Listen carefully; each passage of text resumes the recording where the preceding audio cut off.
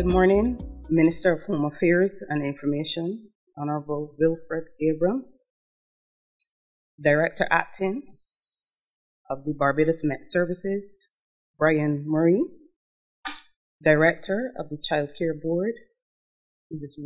RoseAnn Richards, Permanent Secretary Acting in the Ministry of Home Affairs and Information, Ms. Wendy Odell, Deputy Director, Department of Emergency Management, Captain Robert Haywood, staff, ladies and gentlemen, members of the media. As customary at this time of the year, I join with my colleagues in welcoming you to this press conference as we usher in the official start of the 2023 Atlantic hurricane season. And as you have seen today while traversing here, the rains have started. It only takes one system to make landfall to disrupt life, society, and business as usual. DM continues to work in tandem with other agencies of government, private sector, community entities, regional and international stakeholders to ensure that we are in a state of readiness. Our focus primarily here at the Department of Emergency Management has been in terms of facilities readiness and readying our various first responders in terms of focusing in on our various plans and procedures.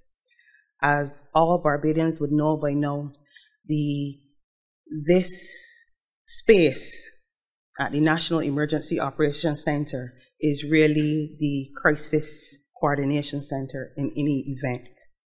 And all agencies, all stakeholders will converge here if and when there is an impact to ensure that we rally you through the storm.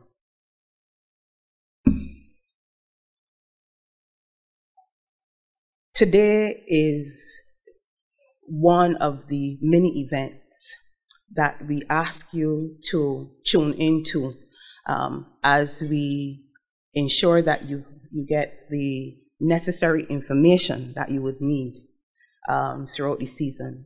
It is so very important that you get relevant and timely information so that you can act when the time comes. We ensure that we do our planning, and we implore you to ensure that you as individuals, as families, as communities also do your preparedness planning. For 6 months of the year, we are under the threat of the hurricane hazard, and it is really important for us to ensure that we have all our bases covered and make sure that we prepare. The Department of Emergency Management will, along with our partners, will disseminate a lot of information as we continue to ensure that you get the information that you require, and we'll ensure that it is in a palatable format. I ask you to review our social media platforms to ensure that you are tuned in to all the government's platforms and the various media, so that you get the information that is readily required. This month, next month really, starting tomorrow, we will have a number of activities within the community space as well as streaming on social media.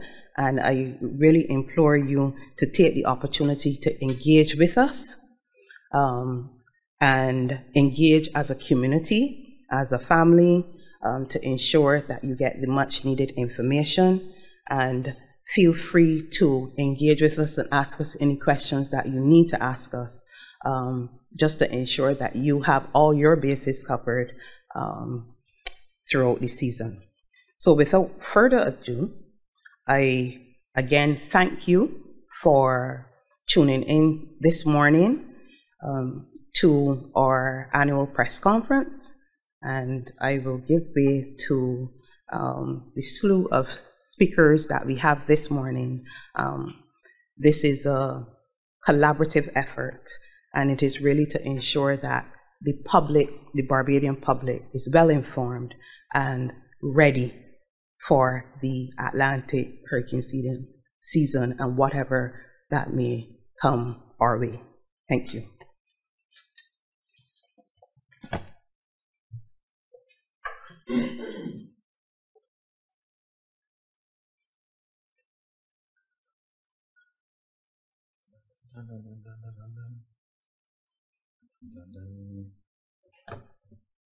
I want to wish a pleasant good morning to the Honorable Wilfred Abrams, Minister of Home Affairs and Information, Ms. Kerry Hinds, the Director of the Department of Emergency Management, Ms. RoseAnn Richards, the Director of the Child Care Board, Ms. Bendy Odell, the Acting Permanent Secretary of the Ministry of Home Affairs, online viewers and social and media houses, welcome to the 2023 press conference.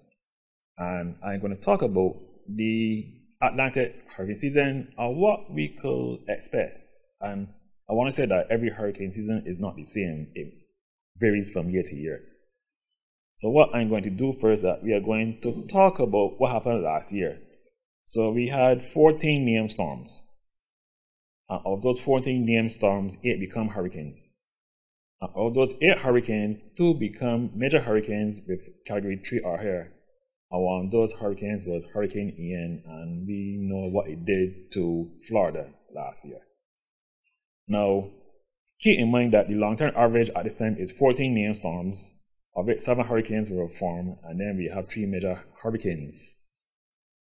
And lucky for us, we did not have to deal with any major tropical depressions, storms, or hurricanes. However, we had a few systems that give us a little brush of what we could expect. We had potential tropical cyclone on the 28th of June. We had a tropical wave on July 31st, and that particular tropical wave did some damage further south in Grenada. We had another tropical wave on September 21st, and from time to time we had the localized flooding across some sections of the island. And as I mentioned, we had the shear lines activity associated with the intertropical convergence zone and some troughs. And luckily, we had no freak storms, as what will happen in the year 2021, and we are very grateful for that. And this was what actually happened last year. We had 14 named storms, 8 became hurricanes, and of those 8 hurricanes, 2 were major. And you can see it was almost close to the climatological average, and this is the map from last year. And what is particular about this map from last year is that there were hardly any storms or hurricanes that formed consistently out in the Atlantic Ocean. They mostly formed more in the northern Atlantic and the western Caribbean. Only 2 systems actually passed through the eastern Caribbean and the Antilles, and those were pretty weak, and we are very grateful for that. Now, the question that you have to ask now is, what do we expect this year? So based on the projections from different entities like the Colorado State University, the Tropical Storm Risk, the University of Arizona, and the National Oceanic Atmospheric Administration, CSU indicated 13 named storms, of which 6 will become hurricanes, and 2 will become major. TSR indicated 12, of which 6 will become hurricanes, and 2 will become major hurricanes. The University of Arizona probably was a little more excited, so they had 19 named storms, of which 9 will become hurricanes and 5 will become major. And from NOAA, which was the most recent update, they predicted 12 to 17 named storms, of which 5 to 9 will become hurricanes, and of that amount, from 1 to 4 will become major hurricanes. So in a nutshell, it's going to be probably a near normal season, just like last year, as you can see on the slide.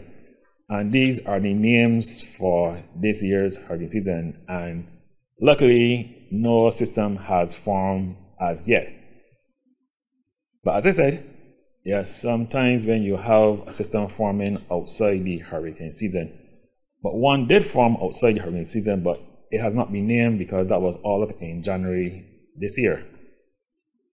And the other factor that it could have this year in terms of the hurricane formation is the El Nino. We have a developing El Nino in the Pacific.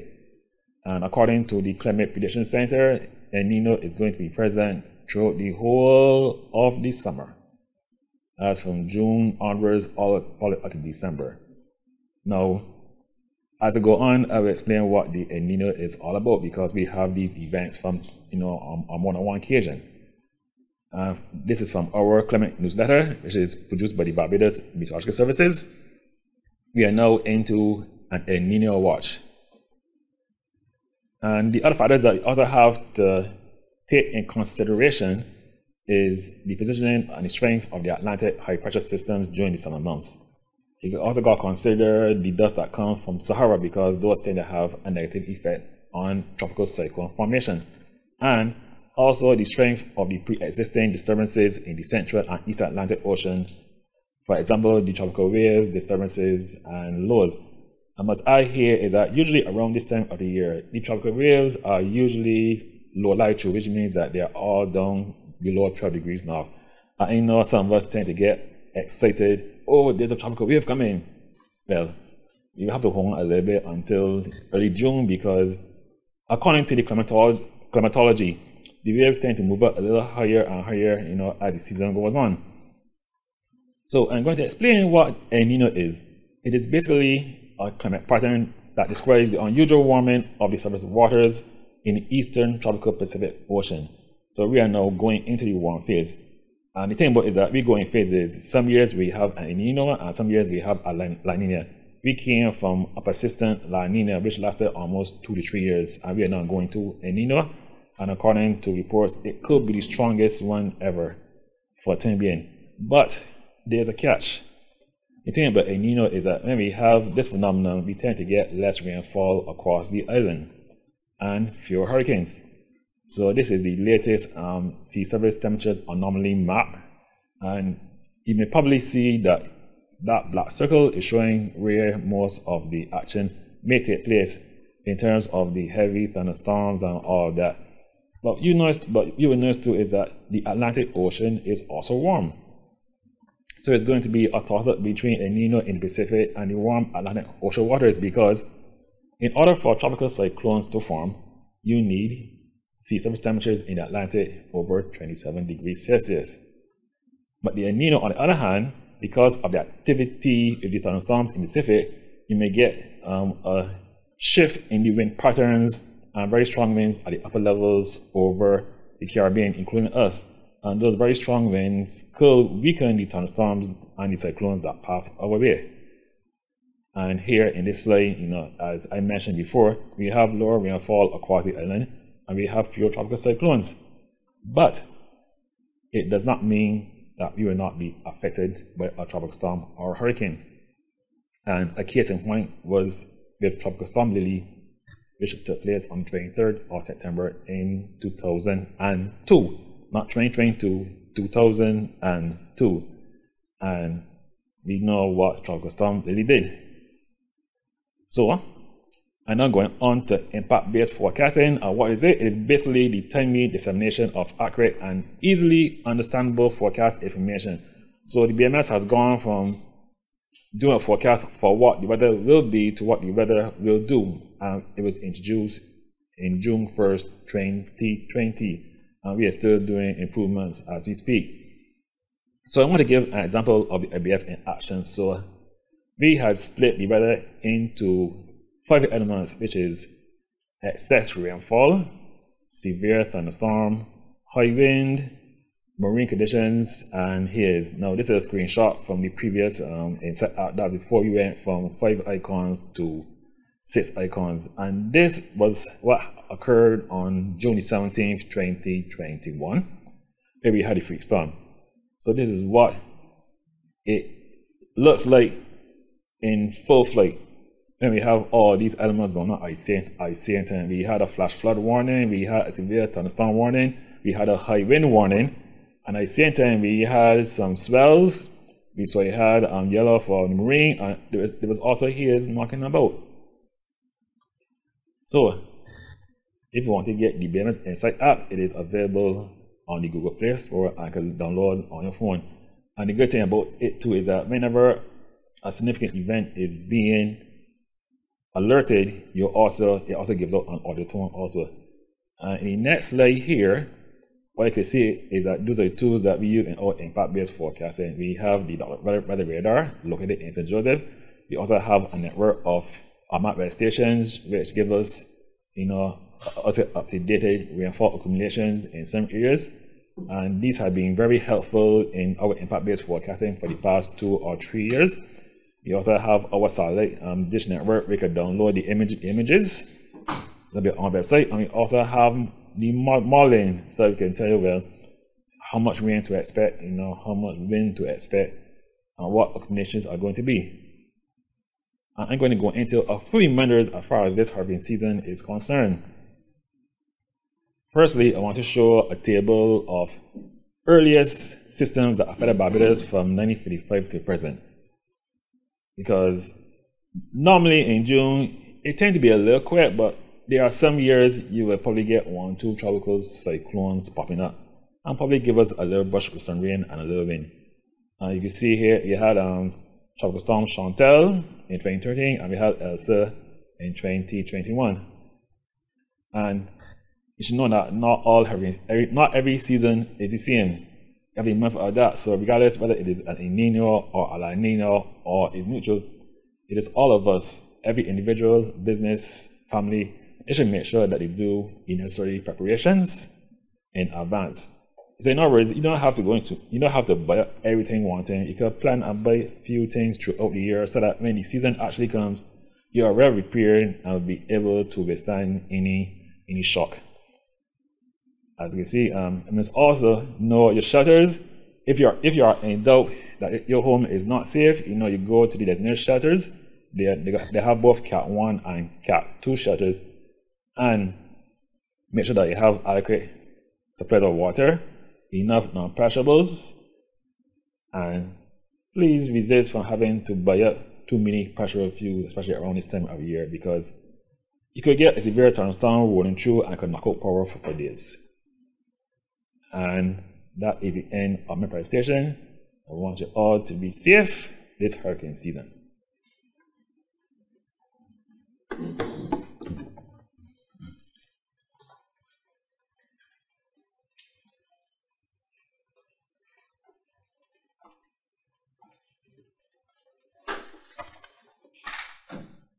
Honorable Wilfred Abrams, Minister of Home Affairs and Information, Ms. Kerry Hinds, Director of the Department of Emergency Management, Mr. Brian Murray, the Acting Director of the Met Services, Ms. Wendy Odell, Acting Permanent Secretary, staff, media, and those viewing, good morning. The Child Care Board is pleased to be a part of this press conference this morning because in preparation for the hurricane season, oftentimes we look at putting together packages of foodstuff, making sure that medications and everything are put in place, but children also need to be protected. In the event children have to go into shelters, or in the event that there's any displacement or dislocation, when we are planning, we have to plan and prepare for the children. And child protection and emergency services refers to all efforts to prevent and respond to abuse, neglect, exploitation, and violence against children in the aftermath of a disaster. But as I said, before the disaster, in the planning and the preparation, we must prepare for our children. It includes guaranteeing that children receive all necessary assistance that is required for their safety and well-being during this time, protecting children from maltreatment and ensure their survival and well-being during and after the disaster. Children are a vulnerable group and they are very dependent on adults, and they need to care for them even more at this time. In an emergency, several factors increases the child's vulnerability: displacement and relocation, separation from family and community, loss of a loved one or even a pet, losing home and possessions, lack of safety, and reliance on humanitarian assistance may expose them to violence, exploitation, and abuse. Assisting children in this context of an emergency has to be done through careful intervention, addressing their immediate needs and protecting them from harm. Parents are vital and critical. They need to talk to their children about the disaster before and about the disaster after. I would suggest that they need to listen to all the information that is put up by the Department of Emergency Management, because lots of PSAs are put out there where parents can get information, and they need to follow that. They need to look at the things they need to do before, putting plans in place. As I said before, planning must ensure that children are also planned for their safety. If you're going to pack an emergency package or an emergency bag, ensure that that child or those children, their plans are also prepared for. Some children are diabetics, some children are asthmatics, so therefore you need to make sure that you have their medication in place as well. If you have to move from home, you also need to prepare for that. And if you have to go into an emergency shelter, you need to help your child or your children wants to move from home to go to that emergency shelter to acclimatize to that shelter. They're not in the comforts of their home anymore. You have to show them where the washrooms, the bathrooms, etc. are. You need to keep your eyes on them. You need to be vigilant, because a lot of things could happen in an emergency shelter. Children are not in the confines of their home where there is their own bedroom to go to. There's an open space, there's a communal setting, and we have to help them prepare them for managing this new situation. So apart from helping them to acclimatize in the new space, you as parents, or we as parents, we have to be vigilant. We have to show them the facilities around. We have to observe them while they're engaged in activities. We must always be vigilant of what is happening around them. At the sight of, or at the hearing of thunder, at the sight of lightning, children could become very fearful, and children of different ages respond to disasters differently. Some might be afraid of darkness. They might be crying all through the night.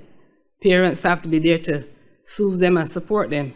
Some of them might, having moved from the confines or the comforts of their home to come into the new space, they have to adjust, and they might not adjust that easily, and that is a challenge.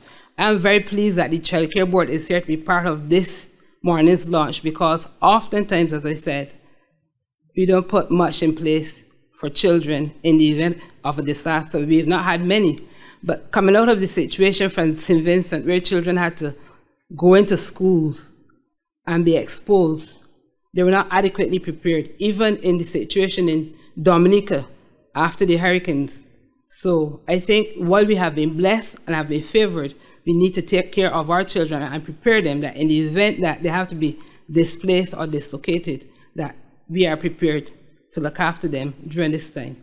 Thank you.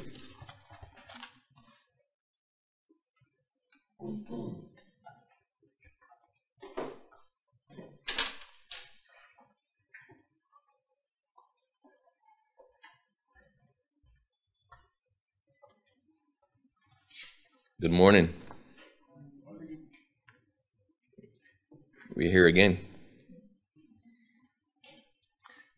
So good morning, ladies and gentlemen. It is a pleasure to address you at this press conference, which marks the official start of the 2023 Atlantic hurricane season.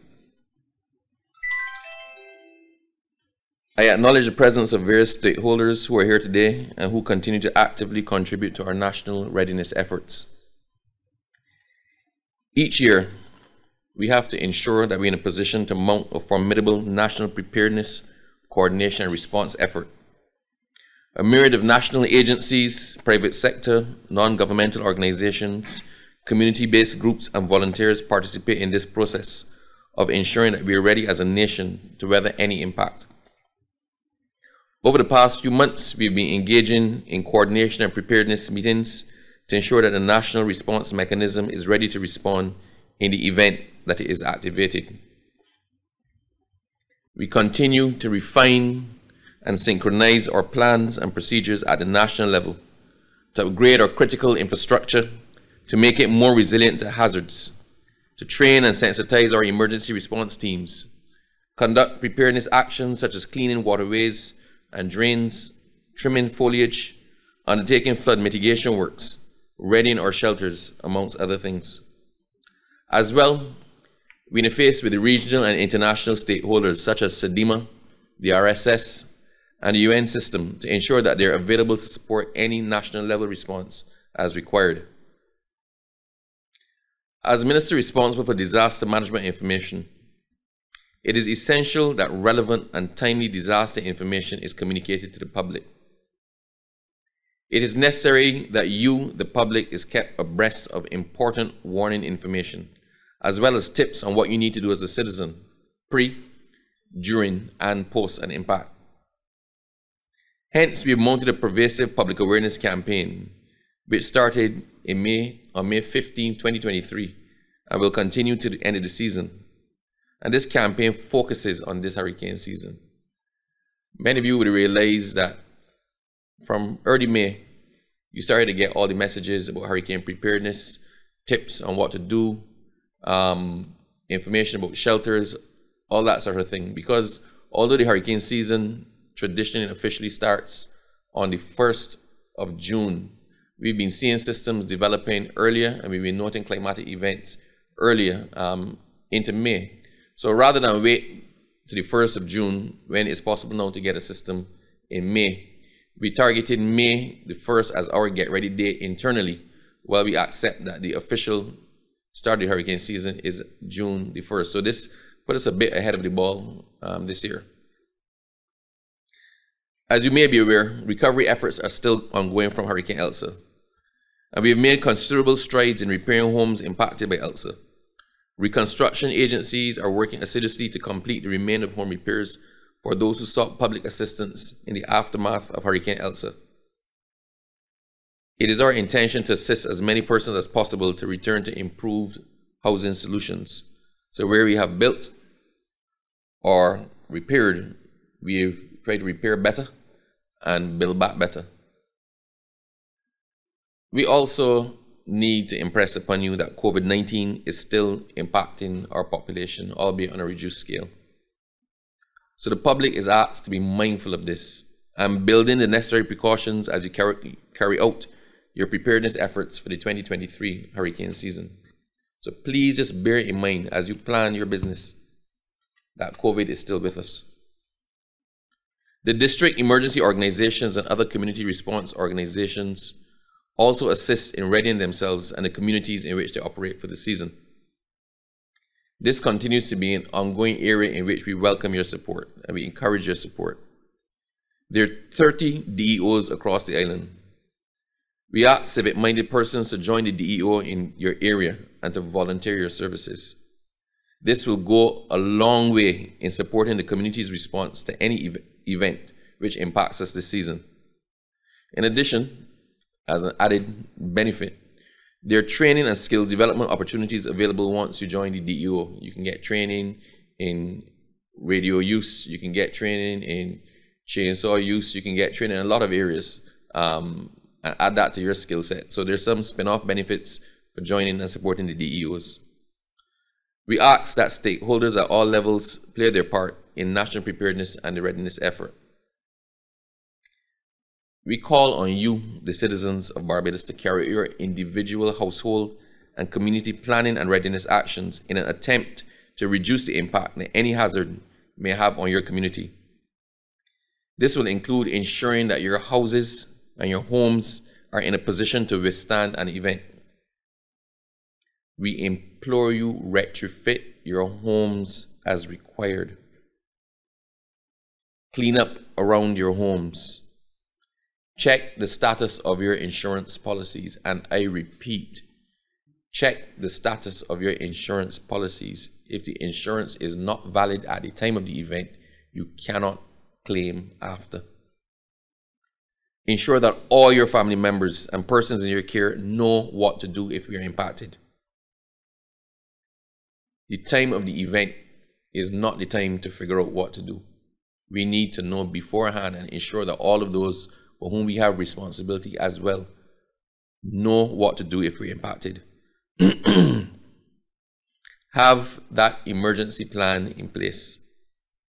Know where the shelters closest to you are in case you need to access them. And the emergency shelter listing for 2023 is also now available to the public. Let us not forget that hazards affect communities, and mounting a coherent, cohesive, and collective community response will go a long way in assisting the community and by extension the country when recovering quickly from any event. It is hoped that Barbados is not subject to any devastating or debilitating impacts this season. But in the instance that we are ready to respond and recover as quickly as possible. As the acting director of Met advise you, every hurricane season is not the same. And the prevailing conditions suggest a not exceptional hurricane season. And this may give people some level of comfort. I tell you, you take that comfort at your own peril. Because it only takes one event.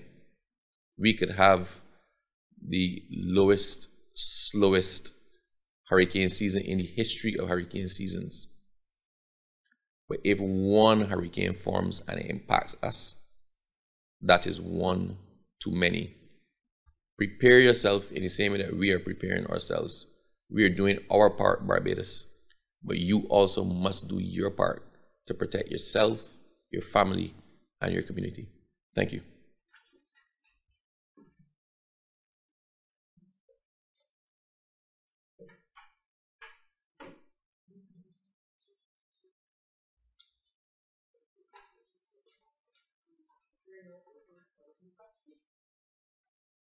The floor is open to questions.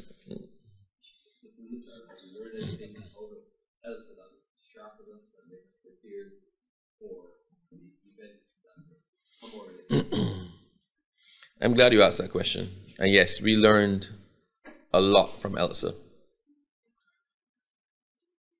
When Dorian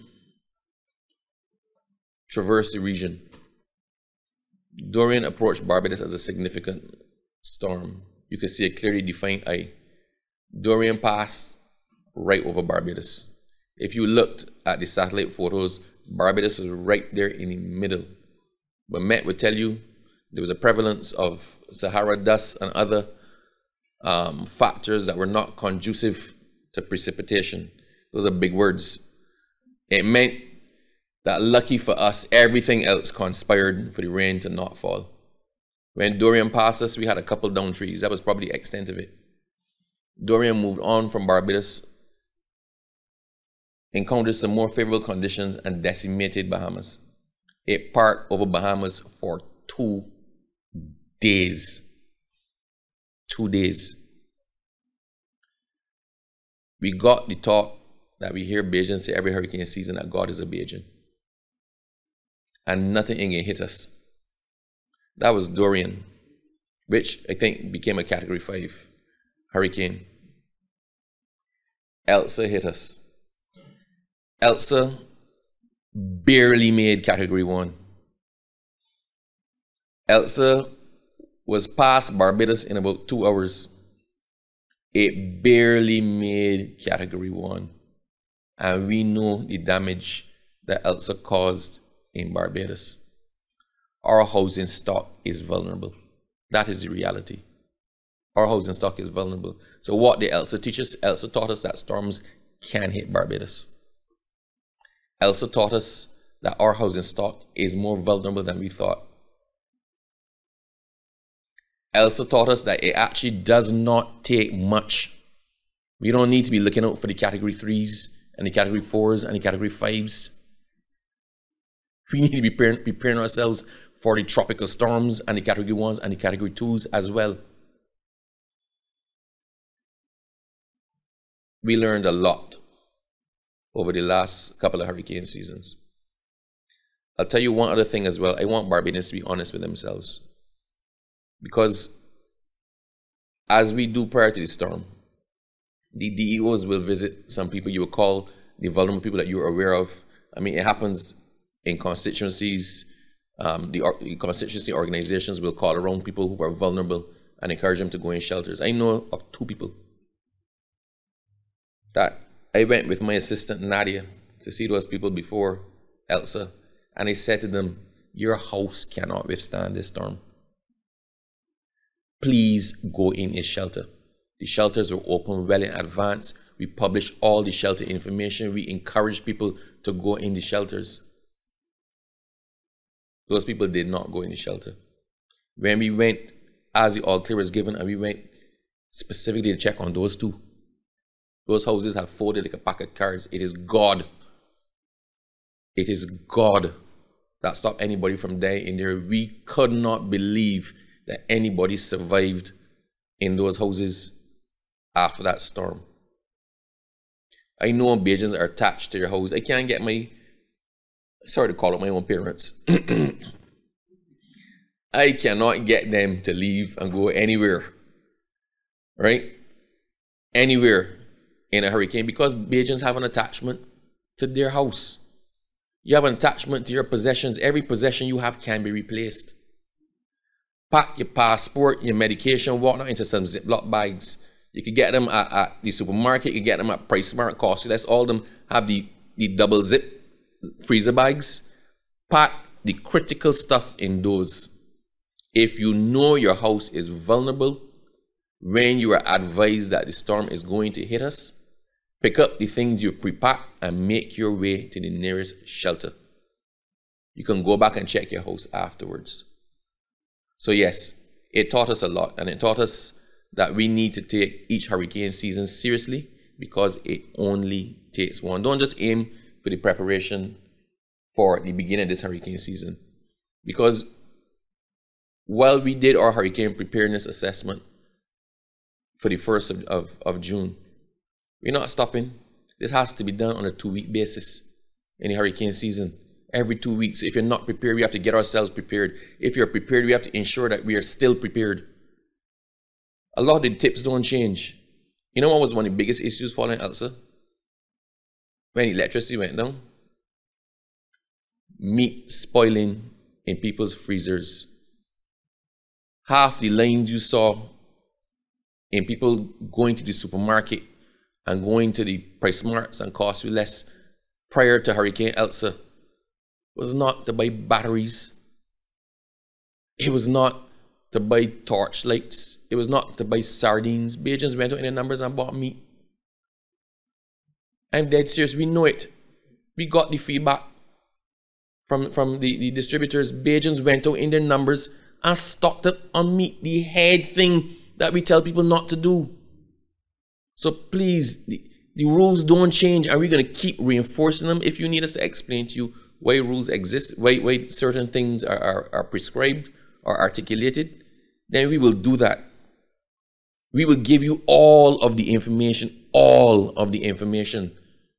that you need to prepare yourself for the hurricanes. If you're in any doubt or you need additional information, we're going to give you the contact information at the end of this press conference, and it's going to be circulated over and over and over. And I want to thank our partners in the media, because the media has actually worked with us significantly in this and in assisting us in getting the message out. So I thank them, but we're going to do our own bit to ensure that Barbadians are well informed and have all of the information necessary to prepare themselves for this hurricane season. Next question.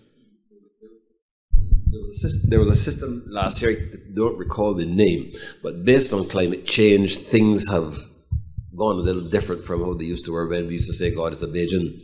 That may probably cause most of us to think differently. But because of climate change, is there any difference in what you've perceived at what the Hurricane Center and the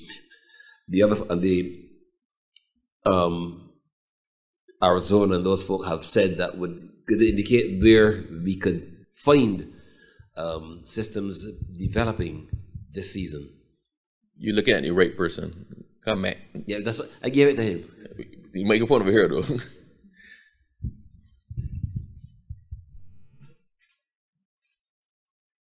Yes, good morning again. Okay, now what I could say is that, the guys that do the forecast, they'll tell you how much hurricanes they're going to form. What they will not tell you is where and exactly where they're going to form, because there's so many factors that will determine where a tropical cyclone is going to form. And as far as climate change is concerned, the only concern that we should have now is the fact that if the waters are very warm, that's more fuel for the hurricanes. So you probably get more stronger and severe hurricanes. There may be a few from time to time, but the thing about it is that they are going to be stronger. In other words, you probably get a few more Cat 3 to Cat 5 hurricanes as time goes on. Any shifting in where they would usually begin based on the parameters that you'll be dealing with? The shifting will depend on the conditions at the time, and you must understand that the weather is very dynamic. It is not static for a long time. You have to deal with, and so you have to deal with all of the other oscillations that I've not mentioned at this time, but understand is that the weather is constantly shifting, so you may have a Cat 5 hurricane forming down south one year and then it will shift another year. So every year it's not the same. I hope that answers your question. A bit, but I guess you have to wait for the system to develop. And I must also add to is that not every system that comes off the African coast will form out there. And that's something that we have to keep in mind, because there's this conception that the system, you have a tropical wave that comes off the coast. As soon as it leaves Dakar, Senegal, it forms into a tropical storm. They're not going to do that, not all the time. And as you realize, over the past few years, some form right on our doorstep, some form as they pass, and some form in Western Caribbean. Each cyclone and system is different.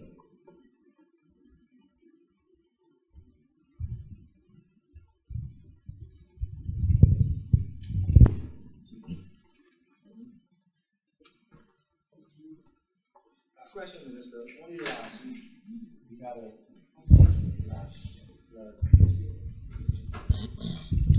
Thank you. Good morning, Mr. Minister. Only last week we had a flash flood situation in the north, and some members of the public, we noticed a level of trepidation with regard to mitigation work not being done in their area, and there was a level of concern that certain structures were not in place. And this was just before June. We are now 1 day before June. Can you speak of any collaboration or partnership that is in place with regard to having certain things in place to make those members of the public feel better? They complain that no mitigation work have been done for a long, long time as it relates to dealing with water runoff, as it relates to deal with flooding, especially in the north of the country. And now we are in the hurricane season. How do you allay the fears of these people who still believe when the water comes down from Diamond Corner and from wherever it comes through the north of the country, that they could be significantly affected during a climate event? Barry, as I indicated, it's not just for us aiming for June the 1st and we stop there, right? It is about being ready and continuing to keep ready. We're aware of the flood-prone or flooding-prone areas, and the Ministry of Public Works, we had the discussion yesterday at Cabinet as well about prioritizing the flood-prone areas. So while we have to make sure all the waterways are kept clear, some areas or waterways leading to some areas are going to have to be done a lot more than others. So that is definitely on our radar, and the aim is to minimize the impact on areas such as that. Having said that, allow me to say this. Sometimes a flash flood is exactly that. So I'm not excusing what happened the other day, and I'm not saying that better cannot be done or better should not be done or we don't need to do more maintenance, right? Putting that aside for a second. If a significant amount of rain falls in a very short space of time, all of the infrastructure in the world is not helping you. Right? And sometimes we get significant flooding in areas over a 2-hour period. When that happens, it will flood. No matter what we do, it will flood. The ground cannot absorb the rain as fast as possible, as fast as it needs to prevent flooding. Sabu did a demonstration to me once that just, because my question as well, like Bajans, is, but rain fell yesterday and we had flooding. Sabu took a plant pot and poured water in gently into the plant pot. And the water seeped down into the soil. Then Sabu took another jug, dumped it all into the plant pot at one time. And the water rose to the brim. right? We might not be able to control flooding in terms when there's very significant rainfall, but we can do the things that we need to do to ensure that our flooding dissipates as quickly as possible. And that is the responsibility of government. So we hear you loud and clear, and we have noted the areas that are persistent with the flooding, and I'm assured by the Minister responsible for Public Works that the Ministry, the Drainage Department, is out in full force to address those concerns. Thank you. I have a question for the Director. Director, good morning.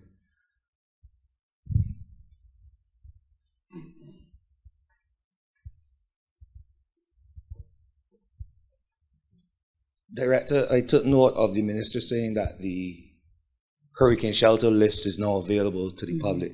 Could you speak to the public about how we inspect our shelters, how often we inspect them, what kind of inspection needs to be done for them to be considered ready, and what is the state of readiness for these shelters that are now listed? I wouldn't expect the DEM to have a shelter on a list that isn't ready, but I would like you to speak generally to the readiness of our shelters, and just give us an approximation of how much are ready right now, because we can't go to the list right now. Okay, thanks for the question. In terms of the shelter readiness, at this point in time, our list will reflect that there are 30 Category 1 emergency shelters and 59 Category 2 emergency shelters. What the categories mean: Category 1, you can go in before the system approaches. Category 2, we will inspect those shelters. If there's an impact, we will inspect, and then we will give you the green light if you can go in or not. Now, on a yearly basis, the shelter audits are spearheaded by the Ministry of Education. There is a multi-stakeholder team, which includes the Department of Emergency Management. We have engineers, and we have health officials and the district emergency organizations, to name a few. We will go around along with the head teachers or the persons responsible for the particular shelters, and we will inspect the facilities. If for whatever reason there is a deficiency that can't be fixed, we will endeavor to do so prior to the season or whenever. Nothing goes on that list. No shelter goes on that list unless the entire team gives it the green light. It is very important for the public to understand, and we always say this: use the shelters as a last resort. It is a public good for the government to ensure that there are shelters available for those who need them. But your house should be your home should be your shelter. And Minister would have indicated before, as well as a number of other persons, it's important that you retrofit your homes. It's important that you see your home not only as an investment, but as your shelter. The director of the Child Care Board, she indicated, when you go into those communal spaces, they're just that. You are there with strangers. We will always endeavor to ensure that those shelters are ready, that the public shelters are ready and ready to receive persons if needs be. But also it is important that persons seek to ensure that their homes are also ready. So the listing is out. We have as I said, 89 shelters across the island, and it is important that persons know where their nearest shelter, because the nearest shelter may not be in your neighborhood. You may have to traverse over some space and time to get there, but it is very important that you know where your nearest shelter is. On a yearly basis, do you guys remove or add shelters? Yes, we can, as I said, based on the audit and assessment. It is an extensive audit and assessment form. And we can take shelters off, or we can remove the shelters from the list, or we can add. What we have asked persons and more so our community volunteers to do when they're traversing the various communities, they can identify potential buildings that we can use as shelters. And what we will do, we'll pull the team together and we will go and inspect and say, you know, at the end of the day, if we can really utilize the facility as a shelter.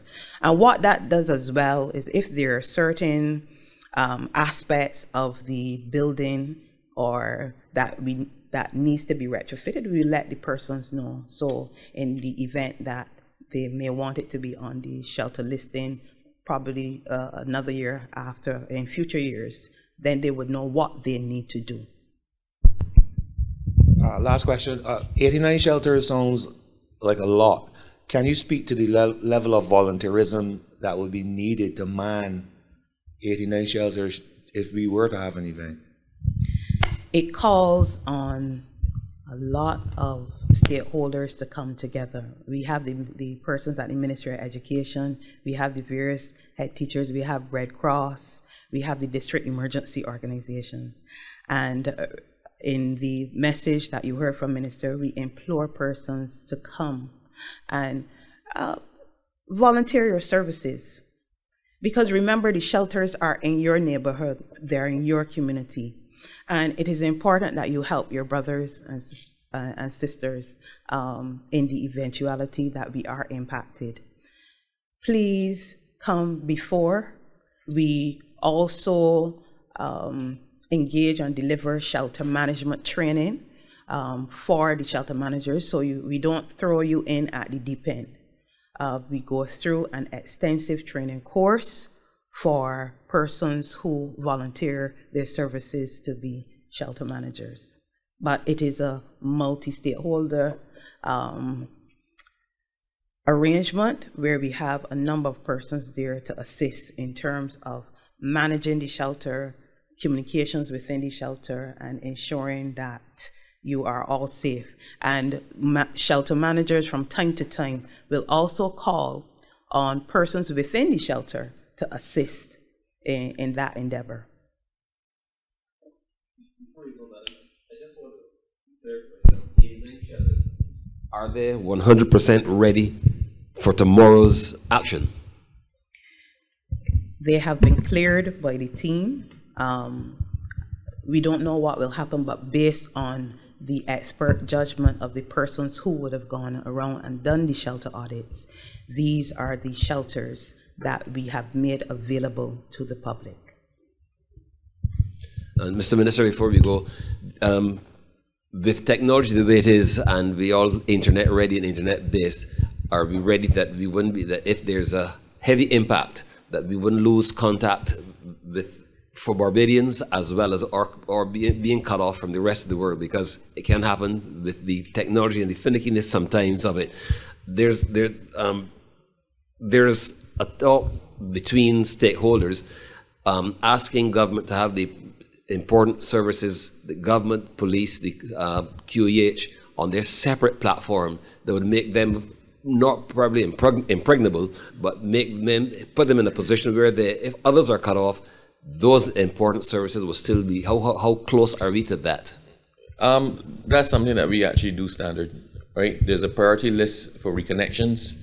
So, for example, if we are impacted by something significant, there's a priority list that includes the QEH, the command center, police stations, whatnot. The priority is to reconnect them to electricity, to utilities, to whatever, so that they can function properly. We also have some redundancy in terms of our communication network. But look, I can't sit here and guarantee you anything. If a Category 5 storm hit and flattened Barbados, you know what happens. It happens in the States that people are cut off. With the best will in the world, nature is more powerful than anything we can conceive. All we can do is do our best with what we have and building redundancies to give ourselves the best chance in an event. And that is what we have done, that is what we continue to do, and that's what we will keep doing for the rest of this hurricane season. I just want to leave you with one other thing.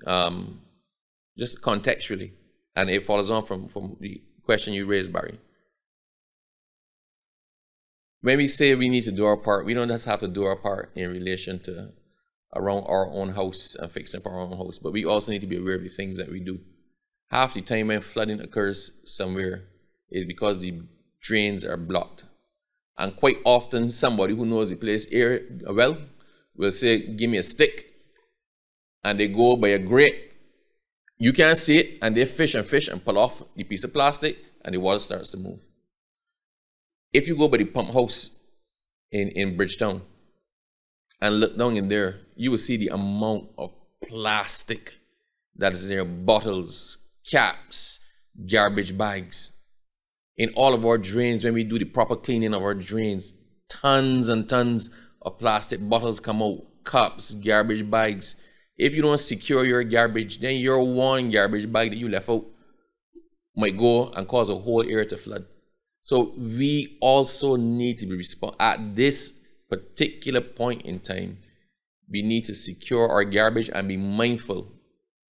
When a warning is given, when we say clean up around your place, don't just look for the branches. When we ask you to take your garbage inside, it's not that we want to inconvenience you with garbage, because even coming to an event, the sanitation does a round. And in the 24 hours prior to an event, the sanitation is supposed to pick up all of the garbage in Barbados. So we're not asking you to, if you have garbage outside, take it in or hold your garbage until after the event.